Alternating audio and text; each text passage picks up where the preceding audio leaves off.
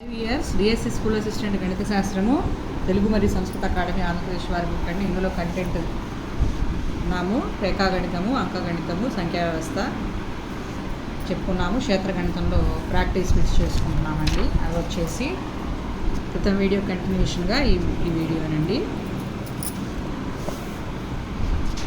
So next ఇప్పుడు మనము 58th blank అండి. ఒక స్తూపము గోళముల వ్యాసార్థాలు సమానం. 58th బ్లాంక్ చెప్పుకునే ముందు 56th బ్లాంక్ ఒకసారి చూడండి. ఒక తీగ వ్యాసార్థం 1/3 వంతు తగ్గింది. దాని ఘనపరిమాణం మారకుంటే దాని పొడవు ఎన్ని రెట్లు పెరుగుతుంది అన్నారు. దీనికోసం అని చెప్పి మనము సమ్ చేసుకోవాలి. πr² h1 ఘనపరిమాణం మారలేదు. సో పైగానే ఉంది. 1/3 వంతు తగ్గింది వ్యాసార్థం కాబట్టి r/3² h2. సో మనం h2 కరెక్ట్గా చేసుకుంటే 9h1 అంటే 9 రెట్లు పెరుగుతుందండి. సో ఈ విధంగా చేసుకోవాలండి సమ్ము. నెక్స్ట్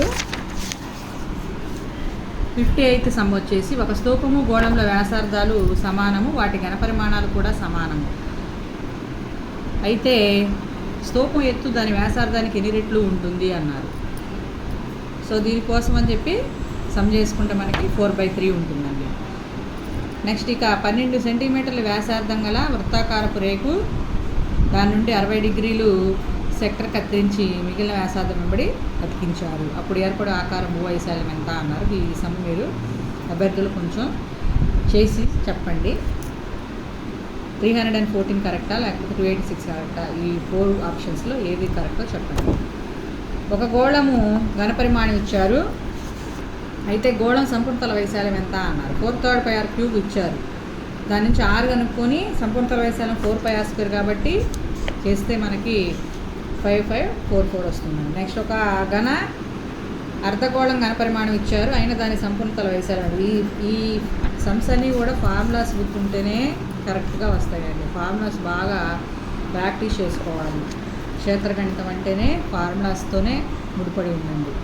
సో మెన్సురేషన్లో ఫార్ములాస్ ముందు బాగా అవగాహన అయిన తర్వాతే ఈ సమ్స్ చేసుకుంటే ఈజీగా స్కోర్ చేసుకోగలుగుతాం. దీని నుంచి మనకి 4 or 5 బ్లాంక్స్ వస్తాయి ఈ చాప్టర్ నుంచి, అందుకని ప్రాక్టీస్ చేసుకుంటున్నాము. నెక్స్ట్ ఒక అర్ధగోళం ఘనపరిమాణం ఇచ్చారు. అయినా దాని సంపూర్ణతల వైశాల్యం అంటే అర్ధగోళం అంటే 2/3 πr³ అండి. = 19404 వేస్తే దాని నుంచి r=21 వస్తుంది. సంపూర్ణతల వైశాల్యం ఫార్ములా వచ్చి అర్ధగోళానికి 3πr² అండి. దాని ప్రకారం చేస్తే 4158 వస్తుంది.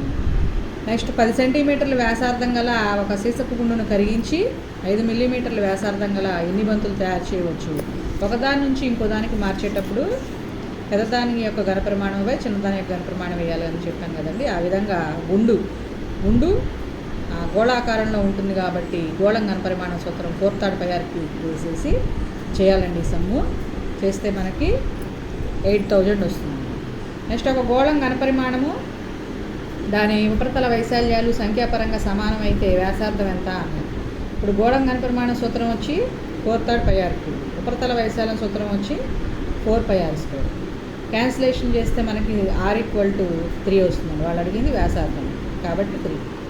నెక్స్ట్ 80 సెంటీమీటర్ల వ్యాసార్థము 20 సెంటీమీటర్లు ఎత్తు గల స్తూపం యొక్క సంపూర్ణతల వైశాల్యానికి ఇంకా సంపూర్ణతల వైశాల్యానికి వక్రతల వైశాల్యానికి గల నిష్పత్తి అడిగారు. దీనికోసం జాగ్రత్త సమ్ చేసుకోవాలండి. ఇప్పుడు 80 సెంటీమీటర్ల వ్యాసార్థము 20 సెంటీమీటర్ల ఎత్తు. సంపూర్ణతల వైశాల్యం సూత్రం ఏంటండి? స్తూపానికి 2πr h + r. వక్రతల వైశాల్యం సూత్రం ఏంటి? 2πrh. That = h+r/h. ఎందుకంటే క్యాన్సిలేషన్ చేస్తే నిష్పత్తి అడిగారు కాబట్టి 100/20 దట్ = 5:1. నెక్స్ట్ 2 స్తూపాల వ్యాసార్థాల నిష్పత్తి 2:3, ఎత్తుల నిష్పత్తి వచ్చి 5:3 అయిన వాటి ఘనపరిమాణాల నిష్పత్తి ఎంత అన్నది చాలా ఇంపార్టెంట్ అండి. ఇలాంటి సమస్య వస్తాయి డిఎస్సికి రెగ్యులర్గా. So πr1² h1 πr2² h2 = 4/9 × 5/3 అంటే మనకి 20/27 వస్తుందండి. జాగ్రత్తగా చేసుకోవాలండి. స్తూపం వ్యాసార్థం నిష్పత్తి ఇచ్చారా, వ్యాసార్థం స్తూపం నిష్పత్తి ఇచ్చారా అని కన్ఫ్యూజ్ అవ్వకుండా చేసుకోవాలండి ఇలాంటి సమ్స్. నెక్స్ట్ వీడియోలో కంటిన్యూ చేస్తాను.